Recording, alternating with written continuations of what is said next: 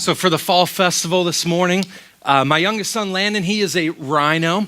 And my oldest son, Blake, he was the hardest one to figure out what to dress up as. And so we took him to the store, and I'm so proud of him. He wanted to dress up just like his dad for Halloween, Captain America, right? That's kind of what I look like. And so he put all the gear on. And if you haven't seen him yet, it's got this gear, it's got this huge muscles and everything like that. And I caught him this morning in the mirror, looking at himself, flexing and going, "Dad, do I look like a superhero? Do I look, well, you look like me, but yeah. So you'll see some of the kids a little bit later after this. And just to remind you, all the candy out there, that's for the kids. It's not for you. I saw some of you guys stashing, for the kids, leftovers later, Just save the bottle caps for me, okay?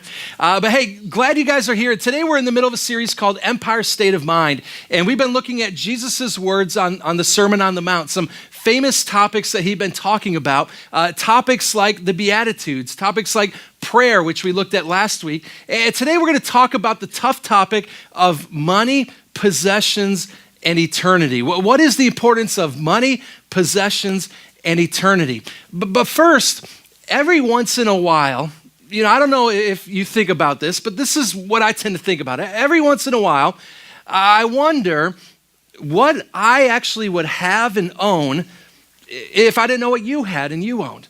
I wonder how much influence of what you have has on what I have. Would I really want the things that I want because of the things that you have? Every now and then I begin to wonder how much money would I actually save if I didn't know what others spent their money on.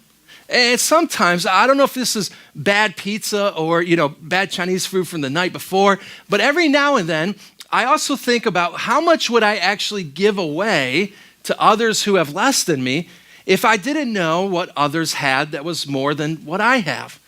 You see, my problem is I know too much. I know too much about what others have, and I know too much about what I don't have that others do have. And the interesting thing about this information is it makes me dangerously discontent. In fact, this information, it has the ability to take me off track when it comes to my finances. Because when I know these things, what it does is it lures me to bad financial management. It can lure me to credit card debt. It can lead me to bad decisions. It can lure me to buy things that I don't really need or want. And then 5 years later, I'm going to resell it for like a quarter of the value. All these things, they tend to lure me to really bad financial decisions. And specifically, it deals with this internal appetite that I have. You guys, you know what an appetite is, right? An appetite is this craving, this desire, almost this itch that is never fully and finally satisfied. In fact, that's why you'll eat something and then 10 minutes later, you're back at the fridge looking for something else to eat, right? Because an appetite is never fully and it's never finally satisfied. And so when I think about this, when it comes to my stuff, the things that I own or the things that I want because you have and I don't have, in the end, what it really is it's an appetite. It's something that will never be fully and never finally satisfied. So here's the conclusion. Here's what I came up with. Here's what I realized. I think I need counseling. And honestly, I should probably book an appointment, if we're all honest, for all of us, right? This topic of finances is a tough topic. And so what we've been looking at with this Empire State of Mind series is we've been looking at Jesus's words on some important, powerful things. Jesus came into this earth to basically disrupt the status quo, to disrupt the pattern and say, you've lived your life this way, but now, today, you need to live your life in a new way, a new direction. And so when we kicked this off, we looked at the Beatitudes and we looked at the 8 ways of blessing, that if we align our lives according to these 8 ways of blessing, we know for fact that God would bless our lives. Then we've talked about some other topics like influence. How do we influence others in a proper way? How do we deal with our prayer life? How do we stretch and grow our prayer life by looking at the Lord's Prayer? 2 weeks ago, we talked about temper and our anger and how do we navigate that in a godly, in a God-honoring way. But today what we're going to talk about is the number one stressor for you and I, and it's finances. In fact, if anybody that lives in New York City, you know that finances can be something that really stresses us out. But Jesus he has a lot to say about this topic. And so go ahead and grab your message notes, and we're going to look at Matthew chapter 6, verses 19 through verse 24. In your notes, here's how it goes. Jesus' words here, he says, don't store up treasures here on earth where moths eat them and rust destroys them and where thieves break and steal. Then he says, store your treasures in heaven. Circle that word. Store your treasures instead in heaven where moths and rust cannot destroy and thieves do not break in and steal. For wherever your treasure is, there the desires of your heart will also be. So he's got this incredible one-liner, almost this tweetable statement before Twitter was even invented. But then he goes on, dives it a little bit deeper when it comes to money. He says, your eye is like a lamp that provides light for your entire body. When your eye is healthy, your whole body is filled with light. But when your eye is unhealthy, your whole body is filled with darkness. And if the light you think you have is actually darkness, how deep that darkness is. And then his last paragraph here, this is where he ties it all together. Look in your notes, this way he says, no one can serve two masters. Now this was almost like a mic drop moment for Jesus, because like back in the day, they didn't really understand this. Back in the day, you worked for a person, you worked for an employer. That's what they called master, right? And so when Jesus said no one can serve two masters, everybody's like, wait, what is this? That's not even possible, right? And he goes on, and here's what he talks about when it comes to money. He says, for you will hate one and love the other. You will be devoted to one and you will despise the other. Then underline this next phrase. He says, you cannot serve God and be enslaved to money. Now, this is really strong language here. And a lot of times we dive right in and we think that Jesus is talking about the issue of money. That Jesus is basically saying, don't go into debt. Make sure you follow Dave Ramsey on Twitter so that way you don't follow any rule. We think like that's what Jesus is talking about here. But really, Jesus is not really talking about the issue of money. He's going deeper than that. And he's saying that the issue is not our money. The issue is mastery.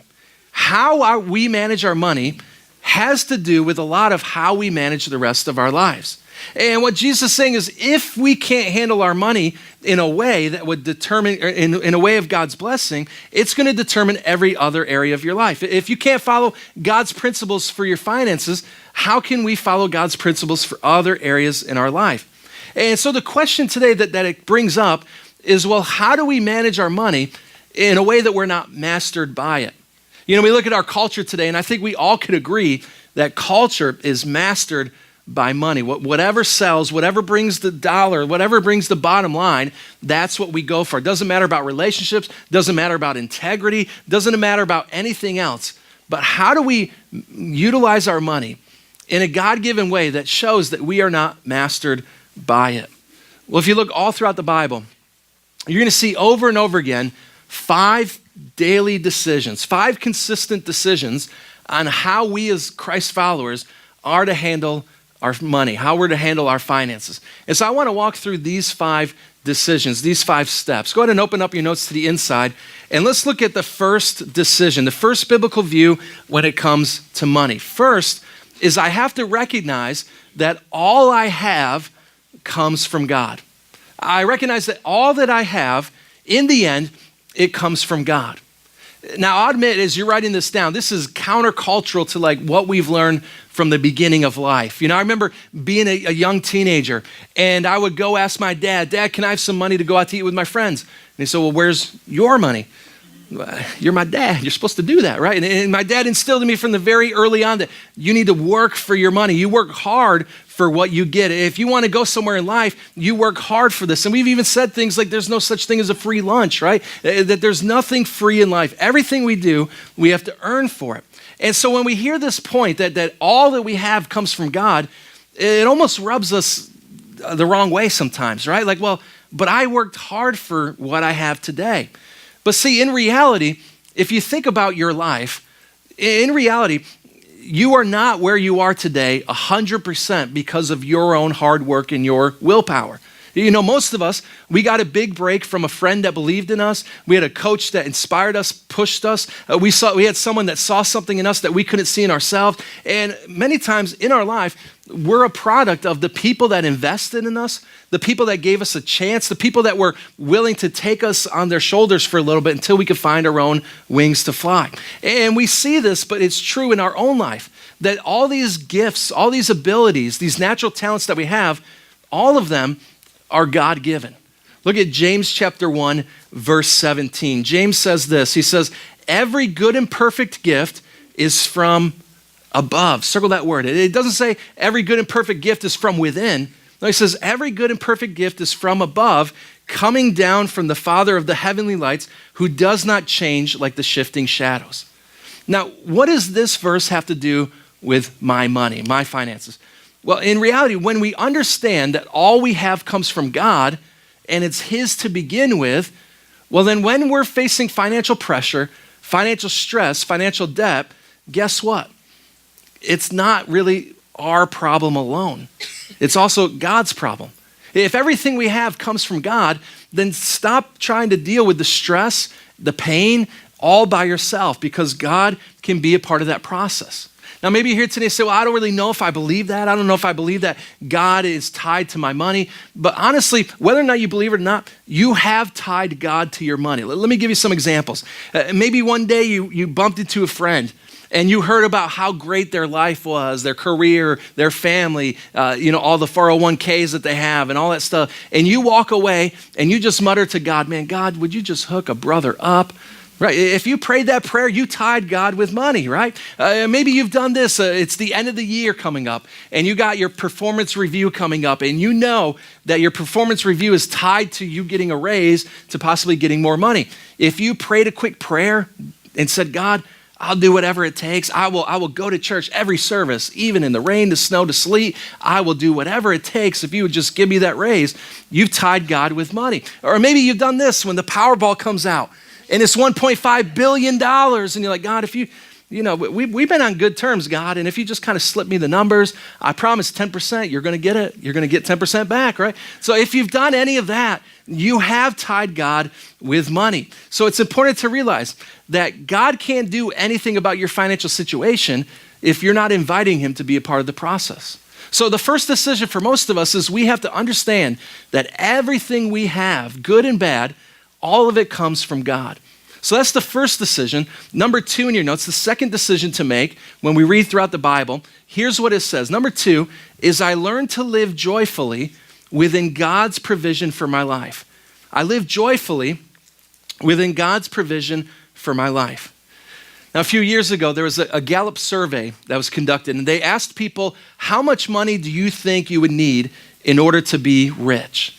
How much money? I mean, think about that. Maybe tell your neighbor, how much money do you need to be rich, right? So they segmented this and they identified people at certain income levels. And so they started off and they asked people that made $30,000 a year. They said, how much money would you need to live to be comfortable? On average, their answer was $74,000. If they had $74,000, life would be good. It would be cushy. So in turn, they went to people who made on average $75,000. And they asked them, how much money would you need to make in order to feel good, to feel at ease, and to not have financial pressure? Their answer on average was $120,000. So then they interviewed people who made $120,000. They said, how much money would you need in order to feel safe and secure? Their answer, $1.5 million. So you see, you get the idea. When we reach these certain levels, it doesn't bring peace. It makes us want more things. It's this appetite. Remember, appetite is never fully and finally satisfied. So we see this pattern that a lot of times we attach our happiness to making more money. If I made this, if I got this job, if I was promoted by this much, then I would be content. Then I could breathe, and then I would just release. No, you wouldn't. No, you would. In fact, most of us here, we probably make more money now than we did 5 years ago this time. And we're still stressed out. We're still maxed out. We're still trying to figure out how do we overcome when it comes to our finances. So having more doesn't equal happiness. In fact, the Apostle Paul would talk a lot about this. We read the Apostle Paul's life, and he faced some crazy amount of circumstances. Like maybe you're here today and you're like, man, I had a bad day. I mean, I forgot my umbrella walking here to church, Queens Boulevard, some 18-wheeler truck pulled by, and then I got splashed, and now I'm at church, praise God, right? And we equate that to like a bad day. Let me just compare that to like Paul's bad life, all right? We read in the Bible, and here's what we see about Paul. Through Paul's writings, we get a glimpse of all the things that he faced. In his lifetime, he was in prison multiple times. He was flogged. He was stoned, like physically stoned, not, you know what I mean? Got to physically stoned, not, you know what I mean? Got to make sure we're clear. He was shipwrecked. He was homeless. He was hungry. He was thirsty. And what Paul says, he says all these things he faced, none of those circumstances dictated his happiness. But look at what he says, Philippians chapter 4, verse 11. In your notes, he says, not that I speak in regard to need, for I've learned in whatever state I am to be content. The word content. You see, so many of us, we're driven by greed. We're driven by our appetites for more. But Paul says, learn contentment. In other words, financial freedom, the thing that you want most, it's never in making more money. Often it's determined with how we spend our money. So oftentimes, we do whatever it takes to get out of debt, to make more money, that we forget to enjoy this thing called life. You know, we're so busy working hard and stressed out and making more money that we forget to just stop and enjoy God's provision, God's blessings that he's given to us. There's so many times we're looking at the newer, the bigger, the better, moving up in our company, that we don't have time to enjoy what we've got. The Bible's clear. It says, learn contentment, not greed. Because when we have greed, sometimes we might find ourselves in a bind like this. Take a look.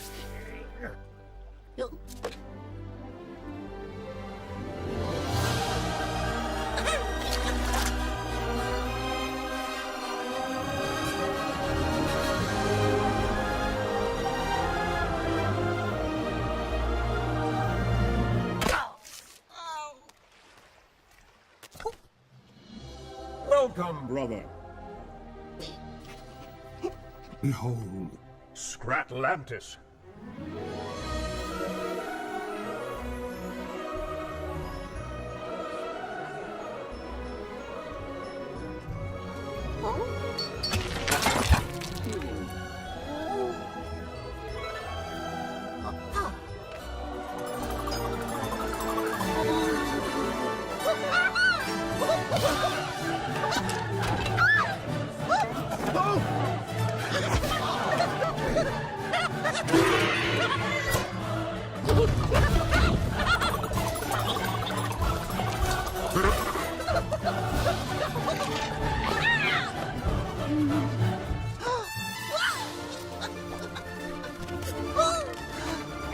No! Stop! Brother, rise above this base desire. Be more than a rodent.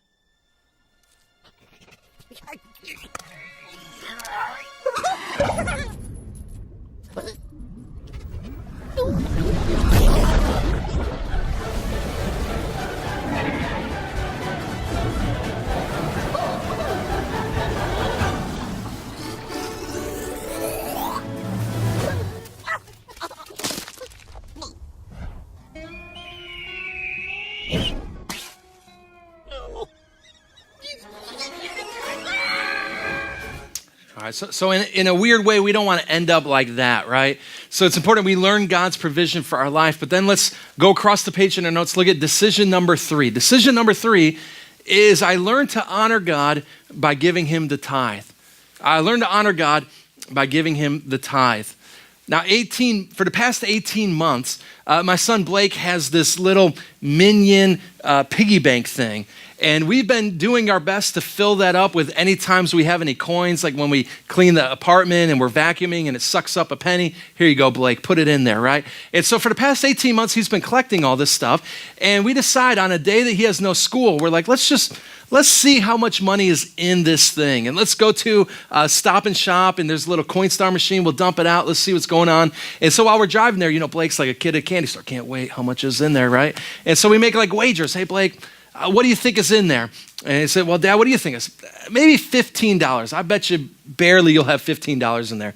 So he ones up me, $20. Okay. So we get to the Stop and Shop, and we're shaking this thing as much as we can, get it all out there and stuff, and it's making the noise, and everything's coming up, it's tallying, and Blake's like, rubbing his hands, can't wait, for like a kid, $20 is like $1 million, right? And so he watches as this thing starts adding up, and it goes past $15. Blake looks at me and says, Dad, Told you I'm smarter than you. What? You're grounded. Now that's my money now, And so he waits, it's tallying up and it's going even more and it goes past $20. Now at this point, Blake's like, whoa, like I hit the jackpot. It keeps going, $30, $40. By the time it reaches 50, all of Stop and Shop had to stop what they were doing because there was a scene on aisle 1. Blake's like jumping up and down, screaming. Everybody's, what's going on? No, he's just excited. He's got money. It's all good, And so by the time he was done, it was $59. And he was pumped. Let's go to Toys R Us. Dad, lunch is on me. Yeah, that sounds good, right? And so we get to the car and we pack in there. And he's like, I can't believe it was $59. And so I knew, like, as a dad, this has got to be a big teachable moment because for a kid, 6 years old, if he grows up thinking money's all about him, it's going to be tough to reverse that. So I told him, well, Blake, first off, we got to give $5 to God. What?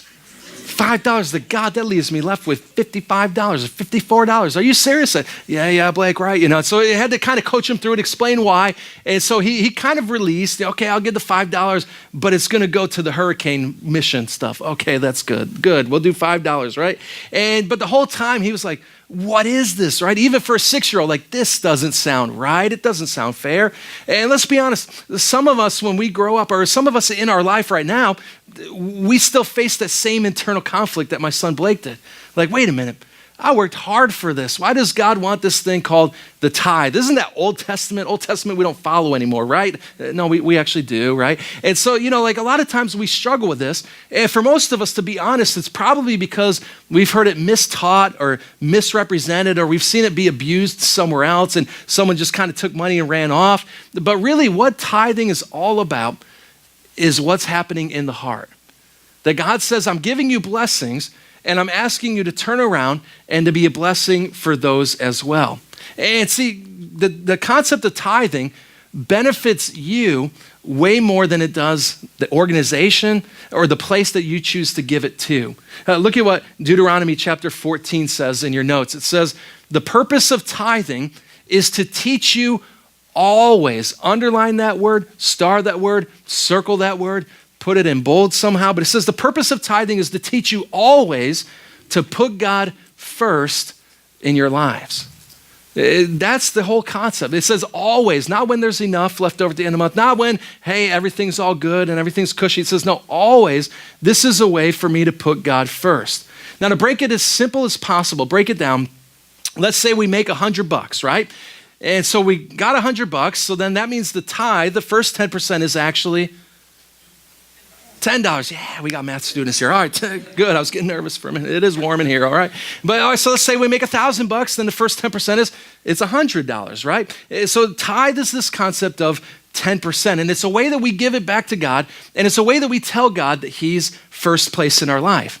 Now, honestly, God does not need your money, right? God created everything. Right, we have this expression, we say, God owns the cattle on the hills, right? And that's true, but God also owns the hills. He owns like everything. So why does God need money? Why does he say this? Well, because whatever area of your life you want God to bless, over and over in Scripture, you see that we're to put God first place in. For example, if you want God to bless your family, well, then we put God first place in our family. You want God to bless your career, you put God first place when it comes to your career. You want God to bless your relationships, your marriage, your boyfriend, your girlfriend. You want God to bless that, well, you put God first in that area. And the same is true with our finances. If we want God to bless our finances, well, it's important to show God that he's in first place. And so what I want to do is I want to challenge you guys to step it up and to begin tithing that 10%, to always put God first place. Now, here's the deal. A lot of us were like, I don't know about this. I knew there was something happening. When is that candy being given out? When are we done here, right? So here's the deal. A lot of us, we're not sure, right? A lot of us, like, when we're not really sure what to do, but here's what I've learned. Anytime in life when we hit a fork in the road and we're not sure what decision to make, 90% of the time, we actually do know what decision to make. We're just afraid of the consequences of making that decision. And so sometimes when it comes to our finances, and we're like, man, the tithe, I don't really know. I'm in a fork in the road. Well, you're not really. You're just afraid to make that commitment and make that challenge, or take that challenge. And so I want to challenge you. We got from now till the end of the year. There's only, I think, 9 more weeks till the end of the year. It doesn't feel like it feels like summer still, but we got 9 more weeks till the end of the year. Why not try it? Test God in this opportunity. Test God in this area. So take that step. So looking at these 3 steps, they're big steps, right? I recognize all I have comes from God. I live within God's provision of my life. I honor God by giving him the tithe. And then number 4 in our notes is I commit today to save for my future. I commit today to save for my future. Now, did you know that out of 100 Americans that are 65 years old, 85%, 85 out of 100, have less than $250 in available savings when they reach 65. I mean, without counting retirement, they have less than $250 available in their savings account. So here's what that means. At the age of 20, when someone gets a job, between then and the age of 65, they're saving a whopping $6 a year in their savings account. Now, why do we do this? Well, the easy answer is we keep up with the Joneses, right? We got to keep up with the next person and keep up with everything else in society. But the truth is, the Joneses, they're in debt too. Why are we keeping up with someone that's already in debt? So as a result, we're not really saving anything. Galatians tells us the key to this. In your notes, it says, let us not get tired of doing what is right, for after a while we will reap a harvest of blessing if we don't get discouraged and if we don't give up. So let's face it, life happens, right? I mean, apartments, they can flood, kids get sick, cars, they die every now and then, tax season can come, leaving us owing more than what we thought. And the funny thing about troubles is that they never schedule themselves. You know what I mean? You never go on your calendar and your phone and then 3 weeks from now, oh, my car's gonna die, we gotta get ready, right? No, it always happens unannounced. And so, but what you have is right now to prepare. You can take time to commit today to learn to save for your future. So that's an important decision. And then let's flip over to the back of our notes, decision number 5. This decision, I think, is the most overlooked decision that most of us do not make. Number 5 is I learn to live each day with an open ear toward heaven.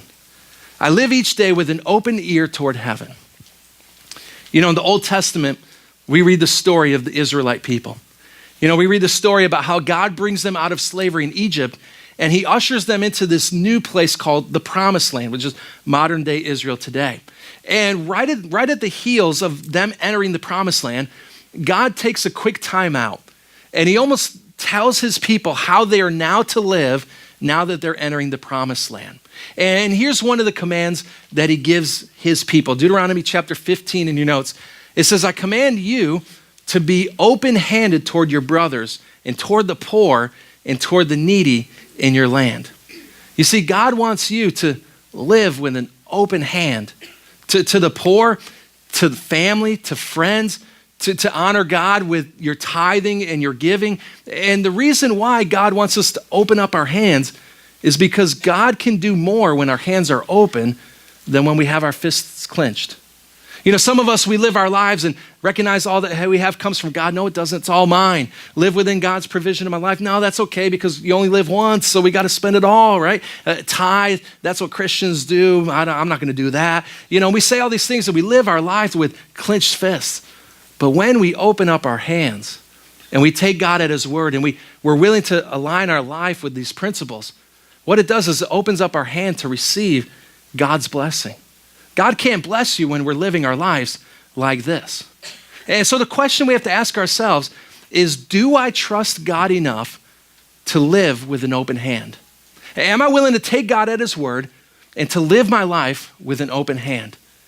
You know, 6 years ago, my wife and I, we faced that same exact decision.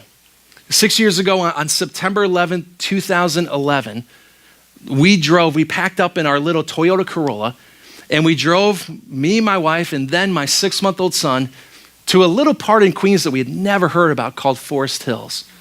And we drove up here for the first time, and we were praying about whether or not to be a part of this church and lead the journey. And honestly, when we got there, it was a day just like today. Very cloudy, very overcast, very like, I'm not sure if it's going to rain at any moment.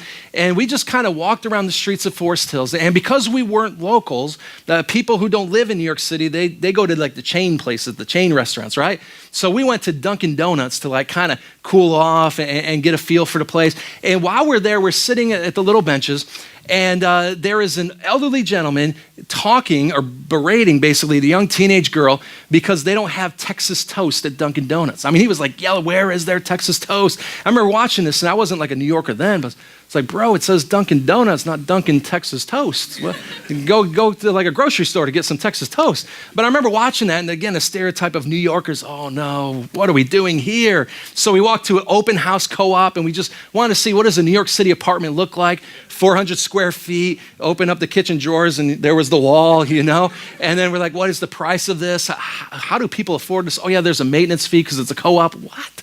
And I remember we looked, and I didn't have to ask Danielle at that moment, like, what do you think? The eyes said it all. And it said, do not move me here. Do not move us here. And I remember we were there, and honestly, we were terrified. We're like, man, this is just way outside of us to live in a city that we'd never lived in before, to raise our family here, and then to take on a position leading a church when I've never, ever done that before. But we felt like God was saying, open up your hand. Trust, release those things that you're holding on to and see if I can't bless you. You know, 6 years later, we've been amazed at what God has done. And as a pastor, I've had like the front row seat to like see all of what God has done through our church. I mean, just to really think about it, in the past 8 years since our church began, we've had 600 people make a decision for Christ. That is insane. If you think 600 people whose lives are changed forever because of our church here at The Journey. We've had 250 people come forward. They've gone public with their faith through baptism.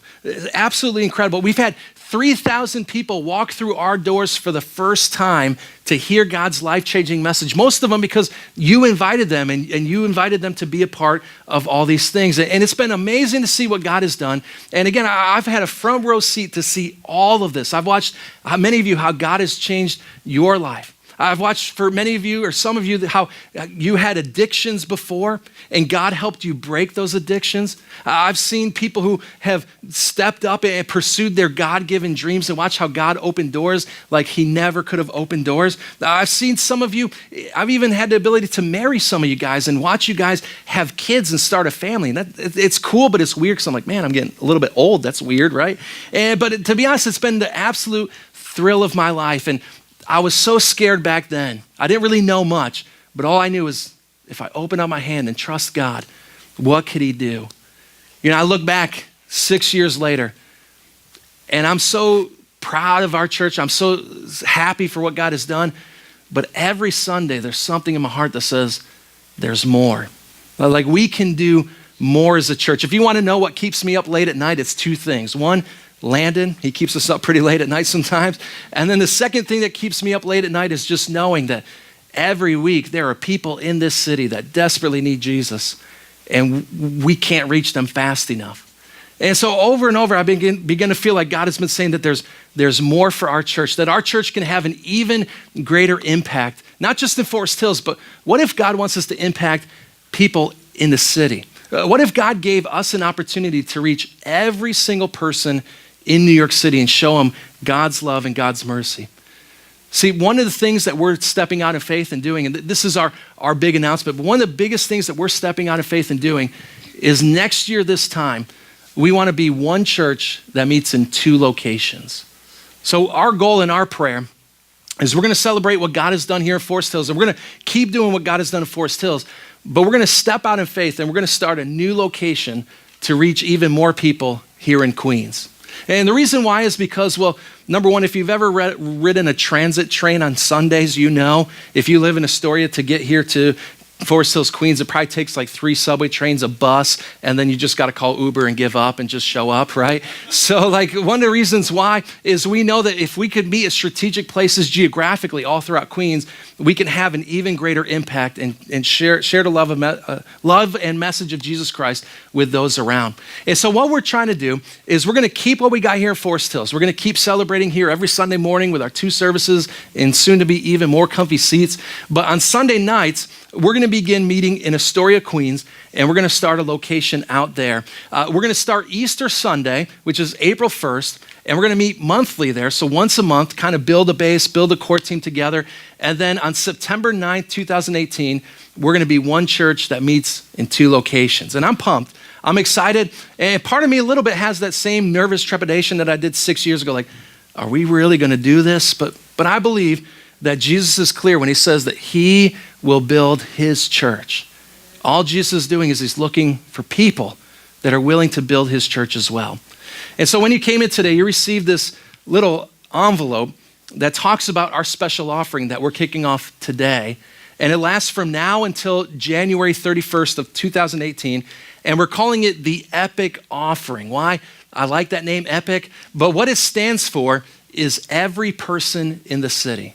That's our goal for this offering. How do we reach every single person in the city? And you could take this home and read through all these different things, but we have 3 initiatives that this offering will go to. It's 100% outward focused. It doesn't go to our church. It doesn't go to us. And so if you're saying, man, if I give money, will Pastor Mike finally iron his shirt and like wear a clean shirt on Sundays? Probably not, because it's not going to us, all right? It's going towards 100% missions. And so here's the 3 things that it'll go towards. Number 1, it's going to go toward that location, helping us start a new location in Astoria, helping us build a good base so that we can reach plenty of people and see that happen.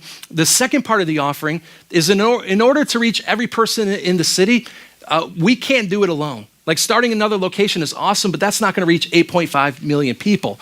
So what we're doing is we're coming alongside other new church plants in the city, and we're sponsoring one church for each borough. So we're sponsoring a church in Manhattan that is about to start next year as well. We're sponsoring a church in the Bronx that just started like a couple weeks ago. We're going to be sponsoring a church that's starting in Brooklyn around Easter as well. And then we're sponsoring a church in Staten Island, which, yes, it's still a part of New York City, all right? So we got to sponsor that. And so we're going to sponsor a church in Staten Island as well. And then the third thing that you're giving towards this offering will go towards is community service needs in our city. You know, as a church, we can share the love and message of Jesus Christ, but Monday through Saturday, there's a lot of needs in our city. And so we're partnering with able organizations all throughout the city to help meet the needs of New Yorkers. Some who might need clothing, some who might need shelter, some who might need food. And so your giving to the every person in the city offering will go towards that as well. And so what I'm challenging us to do as a church is if you call Journey home, to be a part of this. You know, maybe for you, God might inspire you to say, hey, I want to be a part of that pioneering team that helped start a story and see God move there. If so, that's awesome. We need you. Maybe you might say, hey, I'm going to commit for this season in prayer. And prayer is just as powerful because prayer moves the heartbeat of God. And so we need people praying regularly for God to move in our city. And I'm going to challenge you as well to step it up and to give. You know, between now and January 31st, all of us together could give something to help reach this goal, $39,000 to help start a new location, help reach other people in other churches, and to help meet the needs of the city as well. And your giving, your generosity can have a significant impact. Think about it. 8 years ago, 25 people had a dream. And they said, hey, we're going to commit to this. We're going to pray, we're going to serve, and we're going to give. And 8 years later, Journey, we're growing. We're seeing God do some incredible things. And you have the opportunity to do the same exact thing, to lay the foundation for God to do something incredible in our church as well. So you got this offering envelope. You got this envelope that talks about how to give and tells you all these specific areas. But we want you to pray with us because we're pumped. I'm excited. Anybody else excited that we're doing any of this stuff? Yeah, all right, good. All right, I believe it. We can do this, all right? But let's look at our last verse here, Matthew chapter 6, verse 33. Remember, Jesus' words, he says, no one can serve 2 masters. And ultimately, you have the choice. Do I follow culture's leading when it comes to my money management? Or do I just trust God and live according to that as well? Look at our last verse here, Matthew chapter 6, verse 33. Let's read this out loud together, starting with seek. Ready? Go. Seek the kingdom of God above all else and live righteously, and he will give you everything you need. Let's take a moment and let's pray. God, we thank you so much for this day and this time. And God, we just celebrate all the things that you're doing in our church, how lives are being changed, how you're using people, using us to make a difference in our community. And God, I pray you help us to do the same. God, for some of us, it might be to pray and just seek your face for us to make a huge impact in our city. Maybe it could be to just partner, to be a part of this and to use our God-given talents and abilities to serve. But God, I know that you're challenging all of us to give something. And God, help us to take that step of faith, to make those sacrifices, to see you move even greater in our city. God, ultimately, we have the decision. Do we take you at your word, or do we just hold on to our finances and live as how we deem? God, I pray you help all of us here to release, to trust in you, and to serve you. God, you can't do anything until we first open up our hands to hear from you. And so, God, we ask that you would do all that in our life. Allow us to align our life to your principles. And we ask all this in your son's name. And everybody said, amen.